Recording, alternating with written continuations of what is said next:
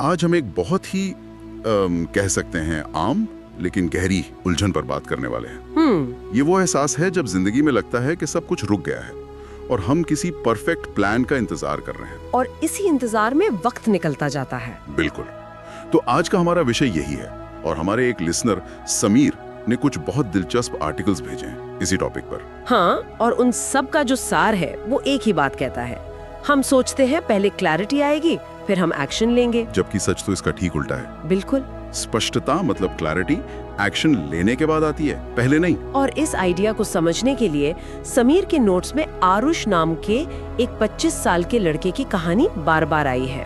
तो आज हम आरुष की कहानी के जरिए इस विषय की गहराई में उतरेंगे। और इस पूरी कहानी का आधार एक बहुत ही सरल सा रूपक है। कौन सा? कि एक खड़ी हुई कार को दिशा नहीं दी जा सकती, लेकिन एक चलती हुई कार को मोड़ा जा सकता है। चलिए तो आरुष की इसी खड़ी हुई कार से शुरू करते हैं। तो कहानी की शुरुआत में आरुष 25 साल का है, पढ़ाई पूरी हो चुकी है, पर भविष्य को लेके बिल्कुल कंफ्यूज्ड है। जैसे आजकल बहुत से लोग होते हैं। हाँ, उसके मन में कई विचार हैं। यूट्यूबर बन जाऊं, फ्रीलांसिंग कर लूं, कोई कोर्स कर लूं। लेकिन हर विचार के साथ एक डर भी है कि क्या होगा अगर ये काम नहीं किया तो। और नतीजा ये था कि वो कुछ भी शुरू नहीं कर पा रहा था, वो बस अटका हुआ था, सोच के पैरालिसिस में। और यहीं पर उसका दोस्त अमन आता है। आरुष उसे अपनी सारी परेशानी बताता है और अमन उसे वही कार वाला उदाहरण देता है जो बहुत ही पावरफुल है। वो कहता है, सोचो कार बंद है और खड़ी है, अब तुम चाहे जितना भी स्टीयरिंग व्हील घुमा लो, क्या गाड़ी मुड़ेगी? जाहिर है नहीं। जब तक पहिए घूम नहीं रहे, स्टीयरिंग व्हील का कोई मतलब नहीं। बिल्कुल। और यही बात आरुष को क्लिक कर जाती है। हाँ, कि जिंदगी भी तो ऐसी ही है। जब तक आप रुके हुए हैं, कुछ कर नहीं रहे, तब तक दिशा बदलने का सवाल ही नहीं उठता। उस रात में कोई बहुत बड़ा क्रांतिकारी फैसला नहीं लेता। नहीं, बस एक बहुत छोटा सा कदम उठाता है। क्या था वो कदम? उसने तय किया कि वो रोज 2 घंटे वीडियो एडिटिंग सीखेगा। अच्छा। और दिलचस्प बात ये है कि उसने वीडियो एडिटिंग इसलिए नहीं चुनी कि ये सबसे बेस्ट ऑप्शन था। तो फिर क्यों? सिर्फ इसलिए क्योंकि उसे इसमें थोड़ी सी रुचि थी और उसके पास एक लैपटॉप पहले से था। मतलब ये सबसे आसान, सबसे कम डर वाला पहला कदम था। और यहीं से सब कुछ बदलना शुरू होता है। हाँ। कुछ हफ्तों बाद जब उसे थोड़ा बहुत काम आने लगता है तो उसका सवाल ही बदल जाता है। कैसे? पहले सवाल था मैं क्या करूं, अब सवाल बन गया मैं इस एडिटिंग को और बेहतर कैसे करूं। बिल्कुल, ये छोटा सा बदलाव ही सबसे बड़ी जीत थी। और इसके पीछे कोई मनोविज्ञान भी है? हाँ, इसे कॉम्पिटेंस कॉन्फिडेंस लूप कहते हैं। जब हम कोई छोटा सा काम भी पूरा करते हैं तो हमारा आत्मविश्वास बढ़ता है, और बढ़ा हुआ आत्मविश्वास हमें थोड़ा और बड़ा कदम उठाने के लिए प्रेरित करता है। जब आरुष को सिर्फ 500 रुपए का पहला काम मिला तो वो रकम छोटी थी, पर वो उस लूप का पहला चक्कर था। वो पैसा नहीं था, वो सबूत था।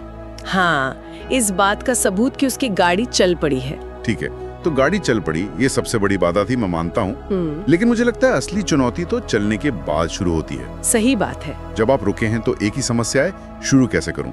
लेकिन जब आप चलने लगते हैं तो 100 नई समस्याएं आ जाती हैं। जैसे, क्या ये सही रास्ता है? मेरी रफ्तार ठीक है? हाँ, कहीं मैं गलत दिशा में तो नहीं जा रहा। आरुष के साथ भी ऐसा ही हुआ होगा। बिल्कुल यही हुआ। उसे वीडियो एडिटिंग से थोड़े पैसे तो मिलने लगे थे, लेकिन मन में एक नई बेचैनी थी। भविष्य की चिंता। हाँ, क्या एआई मेरी नौकरी ले लेगा? क्या फ्रीलांसिंग का कोई फ्यूचर है?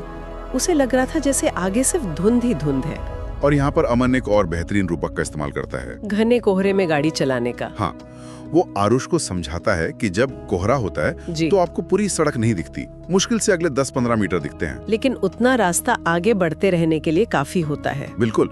और जैसे जैसे गाड़ी आगे बढ़ती है, आगे का रास्ता अपने आप खुलता जाता है। ये सुनने में तो बहुत अच्छा लगता है, लेकिन इसमें एक खतरा भी है। क्या? अगर आप सिर्फ अगले 10 मीटर को देखकर चल रहे हैं तो क्या ये डर नहीं कि आप किसी गलत दिशा में बहुत दूर निकल जाएं? बहुत अच्छा सवाल है। अमन का मतलब ये नहीं था कि दिशा होनी ही नहीं चाहिए। मतलब ये था कि दिशा एक कंपास की तरह होनी चाहिए, नक्शे की तरह नहीं। अच्छा, कंपास की तरह, नक्शे की तरह नहीं। हाँ, आपको पता होना चाहिए कि आपको मोटे तौर पर उत्तर दिशा में जाना है, लेकिन रास्ते में कौन सा मोड़ आएगा या पहले से तय नहीं कर सकते। वो तो चलने पर ही पता चलता है। बिल्कुल। तो आरुष ने भविष्य के बारे में सिर्फ सोचने के बजाय उसे टेस्ट करना शुरू कर दिया। उसने क्या किया? उसने बिना किसी बड़े प्लान के एक छोटा सा YouTube चैनल बनाया। पहले वीडियो पर सिर्फ 37 व्यू आए, लेकिन उसे व्यूज से ज्यादा कीमती चीज मिली, डेटा। हाँ, जानकारी। उसने पहली बार YouTube का ऑडियंस रिटेंशन ग्राफ देखा और समझा कि लोग ठीक 30 सेकंड पर वीडियो बंद कर रहे थे। अच्छा। उसे पता चला कि हाउ टू वाले टाइटल पर ज्यादा क्लिक्स आते हैं। ये वो बातें थीं जो गूगल पर हजारों आर्टिकल पढ़कर भी समझ नहीं आती। सही बात है, मतलब धुन में बैठकर उसे हटाया नहीं जा सकता। उसमें चल के ही रास्ते साफ होते हैं। यहाँ कहानी में एक और दिलचस्प मोड़ आता है। अब आरुष एक्शन तो ले रहा था, लेकिन एक नई समस्या खड़ी हो गई थी, जानकारी का बोझ, इंफॉर्मेशन ओवरलोड। हाँ, उसके मोबाइल और लैपटॉप में कोर्सेज, पीडीएफ, स्क्रीनशॉट्स का भंडार जमा हो गया था। अच्छे इरादों का कब्रिस्तान। बिल्कुल, मुझे लगता है हम सबके पास एक ऐसा ही फोल्डर होता है। हाँ होता है। वो थ्योरी के दलदल में फंस गया था, जानता बहुत कुछ था, लेकिन मन पहले से ज्यादा उलझा हुआ था। और फिर अमन एक और कमाल का उदाहरण देता है, तैरना सीखने का। वो आरुष से कहता है कि क्या कोई सिर्फ किताबें पढ़कर तैराक बन सकता है? नहीं, उसे पानी में उतरना ही पड़ता है। और आरुष जिंदगी को एक किताब की तरह पढ़ रहा था, जी नहीं रहा था। हाँ, वो सुरक्षित किनारे पर खड़ा होकर पानी का तापमान गूगल कर रहा था। लेकिन यहाँ भी वही सवाल है, जब आपके पास 10 अलग-अलग स्विमिंग पूल हों, तो आप किसमें कूदें? सही पॉइंट है। उसने इस जानकारी के बोझ से निकलने के लिए कोई तरीका अपनाया। हाँ, और यही आरुष ने एक बहुत समझदारी का काम किया। उसने शोर को कम करने के लिए एक नियम बनाया। क्या नियम? कि अगले 3 महीने तक वो कोई नया कोर्स नहीं खरीदेगा, कोई नया वीडियो नहीं देखेगा, सिर्फ एक्शन। अच्छा। उसने एक महीना पूरी गंभीरता से 3 अलग-अलग रास्तों को जी कर देखने का फैसला किया। पहला महीना सिर्फ फ्रीलांसिंग, दूसरा महीना सिर्फ यूट्यूब, अच्छा, और तीसरा महीना एक छोटे एजेंसी मॉडल को टेस्ट करना। और नतीजा क्या निकला?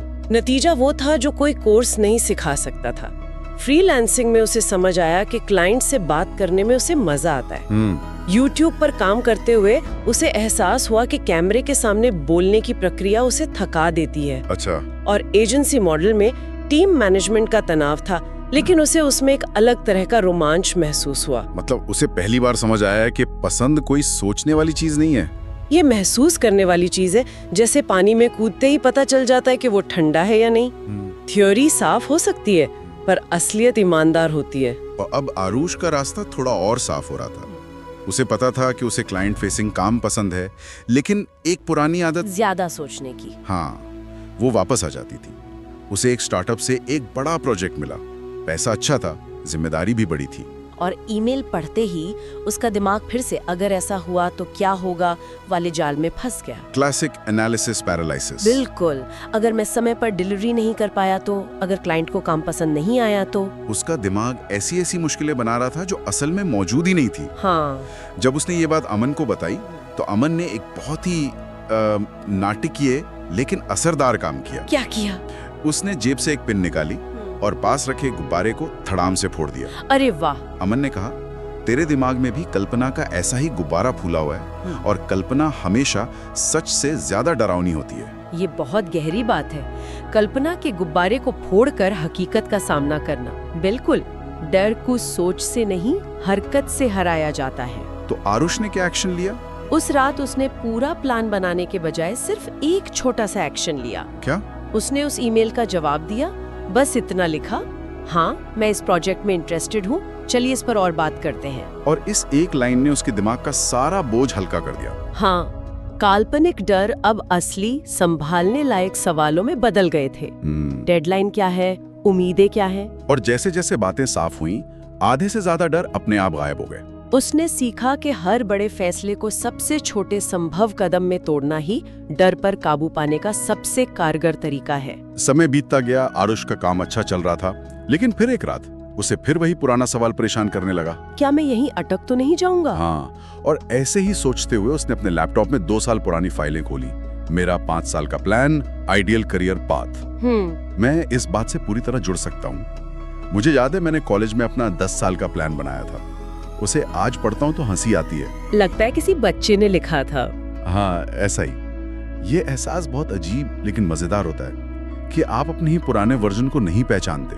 आरुष के साथ भी ठीक यही हुआ। उन फाइलों को पढ़ते पढ़ते उसके चेहरे पे हंसी आ गई। उसे लगा जैसे ये प्लान किसी और इंसान ने लिखे थे। और यही सबसे बड़ा एहसास था। वो इंसान था ही नहीं जिसने वो प्लान बनाए थे। सफर ने उसे बदल दिया था। तो हम सोचते हैं कि पहले हम खुद को पूरी तरह समझ लेंगे, फिर शुरुआत करेंगे। लेकिन सच्चाई ठीक इसके उलट है। शुरुआत करने से ही इंसान खुद को समझता है। मतलब हम खुद को खोजते नहीं, हम खुद को बनाते हैं। बिल्कुल। जब उसने पहला वीडियो एडिट किया था तब उसे लेयर और की फ्रेम का मतलब भी नहीं पता था। जब पहली बार क्लाइंट से बात की थी तो आवाज कांप रही थी, लेकिन हर एक्शन, हर गलती, हर मुश्किल ने उसे अपग्रेड कर दिया था। आत्मविश्वास कोई जन्म से मिली चीज नहीं है, ये मूवमेंट का यानी गति का एक साइड इफेक्ट है। तो इसका मतलब ये हुआ कि भविष्य का प्लान आज के मैं से नहीं बल्कि उस बेहतर इंसान से बनवाना चाहिए जो हम कल बनेंगे। आपने बिल्कुल सही पकड़ा। आज जो रास्ता बंद दिखता है कल वही खुला हुआ नजर आ सकता है, क्योंकि देखने वाली आंखें बदल चुकी होती हैं। तो अब आरुष को चलना एक आदत बन चुका था। रुकना उसे अजीब लगता था। उसे लगता था कि अब वो काफी कुछ समझ चुका है। लेकिन जिंदगी हमेशा कुछ नया सिखाती है। हाँ। एक दिन उसके एक बड़े क्लाइंट का फोन आया और उन्होंने कहा, आरुष, हमें सिर्फ वीडियो एडिटिंग नहीं, हमें एक पूरा कंटेंट सिस्टम चाहिए। ये एक नया चैलेंज था। Video editing, thumbnail, client handling, ये सब आरुष सीख चुका था, लेकिन कंटेंट सिस्टम, ये एक ऐसी चीज थी जिसे उसने कभी असल में किया नहीं था। और यहीं उसे ज्ञान के एक तीसरे हिस्से का एहसास हुआ। एक मिनट, ये थोड़ा कंफ्यूजिंग है। ज्ञान की दो ही कैटेगरी होती हैं, वो जो मुझे पता है और वो जो मुझे नहीं पता। ये तीसरी कैटेगरी कहाँ से आई? हाँ, वो चीजें जो हमें पता ही नहीं कि हमें नहीं पता। इसका क्या मतलब हुआ? इसे अननोन कहते हैं। देखिए, पहली कैटेगरी है ज्ञात ज्ञात, जैसे आरुष को पता था कि उसे वीडियो एडिटिंग आती है। ठीक है। दूसरी है ज्ञात अज्ञात, उसे पता था कि उसे कंटेंट सिस्टम बनाना नहीं आता, लेकिन वो सीख सकता है। और तीसरी कैटेगरी सबसे मुश्किल है। ये वो समस्याएं हैं जो नक्शे में नहीं दिखती लेकिन जमीन पर मौजूद होती हैं। जैसे कंटेंट की परफॉर्मेंस किस बेसलाइन से मापें, अच्छा कंटेंट होने के बावजूद एक खास तरह का वीडियो क्यों नहीं चला, वो हो टीम में कम्युनिकेशन गैप क्यों आ रहा है। ये सवाल उसके प्लान में थे ही नहीं। ये अननोन तभी सामने आते हैं जब आप एक नए लेवल पर पहुंचते हैं। वाह, तो इसका मतलब नई समस्याएं मिलना असल में असफलता का नहीं बल्कि प्रगति का संकेत है। तर इंसान कुछ नहीं करता, उसे कभी नई समस्याएं नहीं मिलती। नई समस्याएं सिर्फ आगे बढ़ने वालों को मिलती हैं। बिल्कुल। उसे समझ आया कि योजना का काम रास्ता बताना नहीं बल्कि चलने की हिम्मत देना है। असली रास्ता तो अनुभव से ही बनता है। तो हमने आरुष की यात्रा के माध्यम से देखा कि कैसे एक खड़ी हुई कार की स्थिति से शुरू करके वो धुंध में चलना सीखा, तैरने के लिए पानी में उतरा, कल्पना के गुब्बारों को फोड़ा और अंत में अनजान मुश्किलों का सामना करने तक पहुंचा। समीर, उम्मीद है आपके भेजे हुए मटेरियल की इस पड़ताल से आपको अपने सवाल का जवाब मिल रहा होगा। और इस पूरी यात्रा का सार एक ही है, एक्शन। एक्शन ही स्पष्टता लाता है, एक्शन ही आत्मविश्वास बनाता है, और सबसे बढ़कर एक्शन ही हमारे व्यक्तित्व को आकार देता है। हाँ, हमें वो इंसान बनाता है जो हम कल बनेंगे। इसलिए परफेक्ट प्लान का इंतजार करना बंद करें और बस पहला सबसे छोटा कदम उठाएं। आज की इस बातचीत को खत्म करने से पहले एक विचार के साथ छोड़ते हैं जो मुझे लगता है इस पूरी चर्चा का निचोड़ है। सही सवाल ये नहीं है कि क्या मैं ये कर पाऊंगा। सही सवाल ये है, क्या मैं इसे करते करते ऐसा बन जाऊंगा जो इसे कर सके? क्योंकि इंसान पहले सक्षम नहीं बनता, वो चलते चलते सक्षम बनता है।